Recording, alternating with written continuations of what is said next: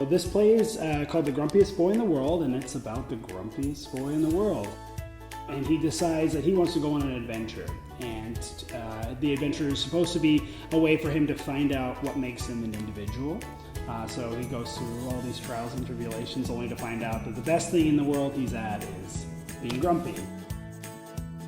It's kind of a wonderful, funny story about a boy finding the things that he's special at, finding himself and feeling good about himself.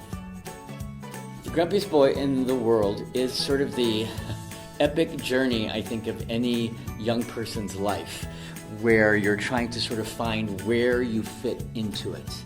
And along that journey, you hopefully find out that you have your own place, but also for me in this story, that you have commonalities as well as people, that it's a balance of both. This play for me is about finding yourself in other people, so you might find that you have a lot of things in common, but also finding what makes you unique.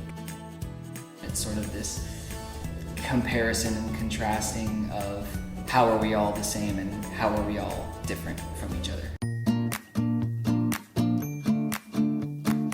A lot of what he struggles with is he doesn't like to be average. He wants to be the best at something, and anything at all. And as he's meeting these people, like he meets a girl that's entirely made up of hair, and he meets a bird who's got a shoe for a face.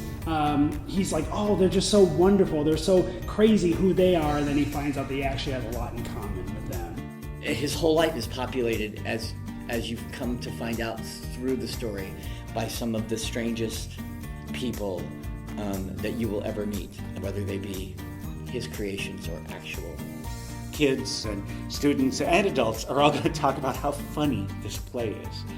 And the fact that only 3 actors are telling this story that actually has lots of characters. For me, I think I play 8 characters for a kid to see, oh my gosh, that's the same person, but to see them in a different light, in a different way. It's pretty cool.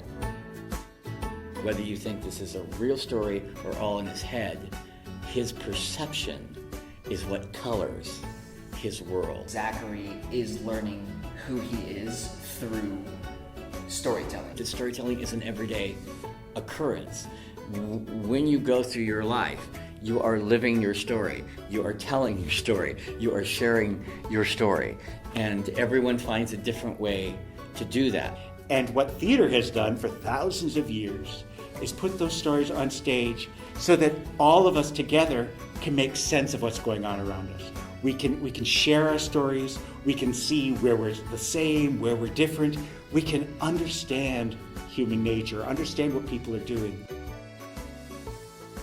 You are not alone, that everyone is in that same boat, and they're in that same boat with you, whether they're 5 or 14 or 37 or 86. It's all the same, and it never stops, and you should be okay with that. I hope that IEs are going to walk away and students and teachers are going to be able to talk in the classrooms about that idea of celebrating yourself and what is your journey to figure out who you are.